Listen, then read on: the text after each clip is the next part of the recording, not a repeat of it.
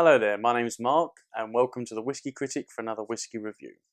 Now when I started the Whisky Critic, I did so mainly because I saw when looking at reviews on YouTube and that a lot of the commentators of whisky like to commentate on whisky that A, is so expensive that most normal people wouldn't pay for anyway, or B, the last bottling was sold about 10 years ago.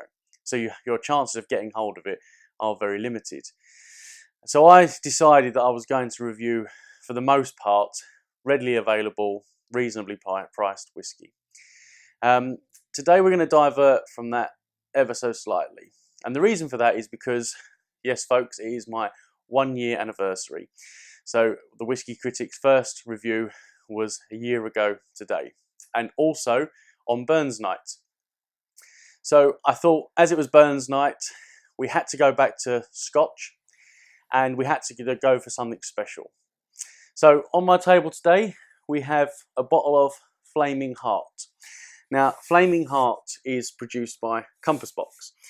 Compass Box isn't actually a distillery per se. What they are is they're an independent bottler, but they go a step further than just bottling. They actually mature their whisky as well. So they go and buy barrels from distillers and they continue the maturation process in their own warehouses.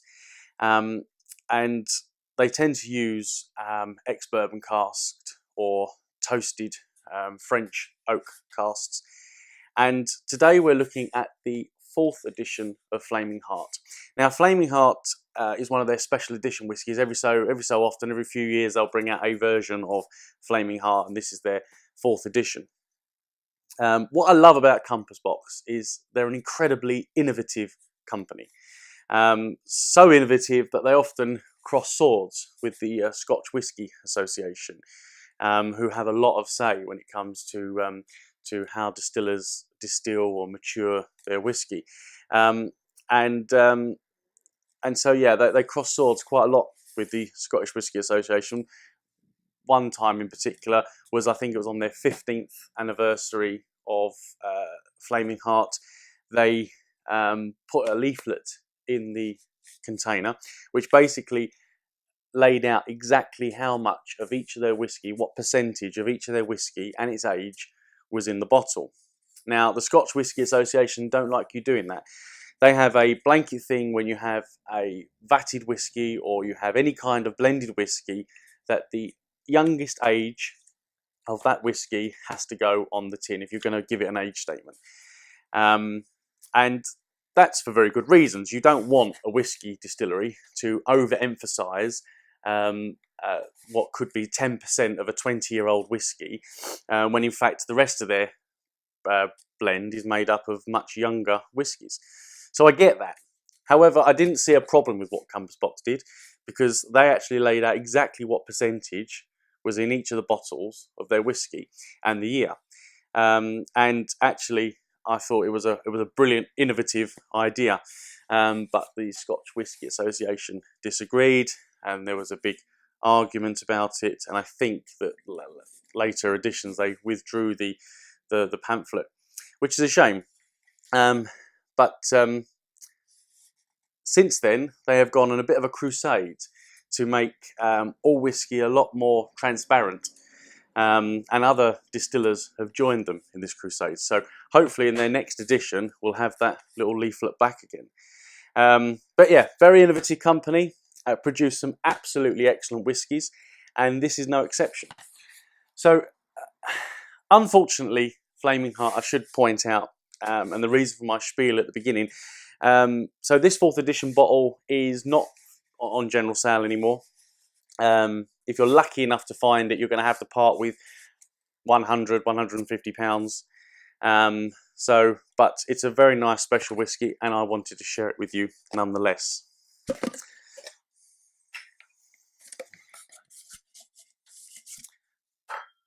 I've had this for quite some time, this bottle, but I'm being very selective as to when I drink it. So it's a natural colour. All Compass Box whisky are naturally coloured, and they're non-chill filtered. So tick, tick. It doesn't have an age statement across, but it is a vatted malt whiskey. So let me explain what that is first of all. So you've got three types of whiskey per se. Single malt, which is a malted whiskey from a single distillery. So it doesn't mean to say it's not got several whiskies in it. It might have several expressions in it, but it's all from one distillery. Blended whiskey is a blend of oat whiskey, corn whiskey, malt, rye whiskey, and vatted whiskey or blended malt whiskey is basically single malt whiskey, but it's been blended from different distilleries. So this is in actual fact a single malt whiskey, but it's a single malt from several different distilleries, hence why it can't be called a single malt, but it's a blended single malt. So the only whiskey in here is single malt whiskey, but from several distilleries. This one doesn't tell you what whiskey is what in there and what percentage it makes up. But to be honest with you, when you taste this whiskey, those of you that go in for your aisle of whiskies will be able to tell a couple of the components in here definitely. So let's pour a little drop. It's a bit too much. My bottle control is not very good today, as you can see. So this is bottled at 48.9%. Hence the lack of chill filtration. So at 48.9%, you're going to probably need some water. We want to dull down that alcohol a bit. But like I say, always try it neat first. I'm going to put a little drop in here because I've tried this whiskey neat several times. And this whiskey definitely needs time to open up. Like I say, I've been with this whiskey quite a few times, so I would sit this in the glass for a good 10-15 minutes before you go anywhere near it. And there's a good reason for that. So I've just poured it, I've just put some water in, and the second you put this to your nose, you are hit with this medicinal, almost TCP scent going on. And at first it's very unpleasant. But bear with it, because when this baby opens up, it's a real winner. So we do have the underlying medicinal scent going on there. But when you take your bit of time with this whiskey, you get a lot of fruity scents. You get dried apricots, banana, apple, pineapple. There is very oaky, woody peat smell. It's only lightly peated, but it really comes up in the nose, and that woodiness suggests to me that this whiskey is of a certain age. I would say probably the vast majority of the whiskies in here are upwards of 15 years, perhaps 20 years. But it's got a real influence. The oak, the charred French oak there really does come out in the scent.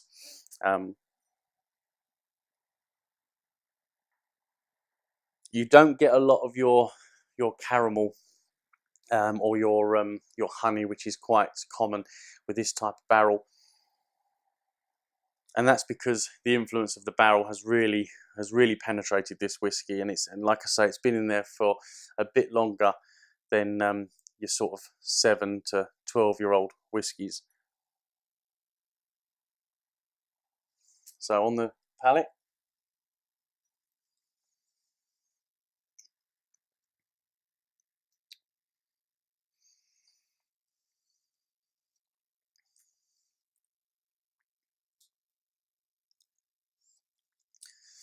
when that whiskey first goes in,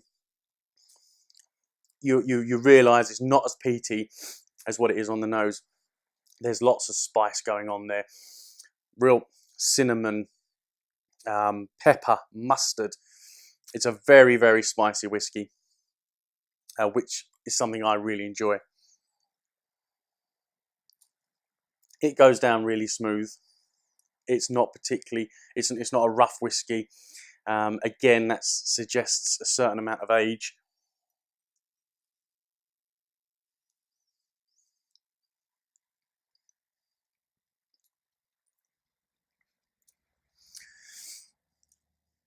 And as the whiskey develops, as it starts to go into the finish, that fruitiness comes back, the apples, the apricots.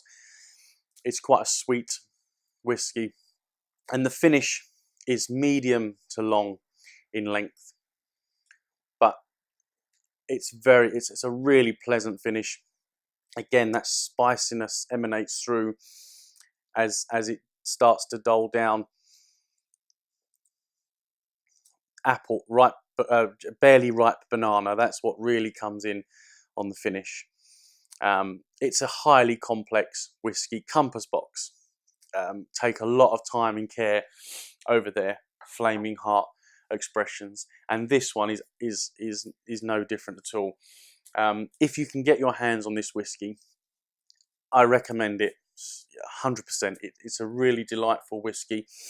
Like I say, my preference is to add a bit of water and really let it sit for a good 15 minutes before I drink it. And if you do that, you'll get all those lovely smells and tastes that I've just expressed to you.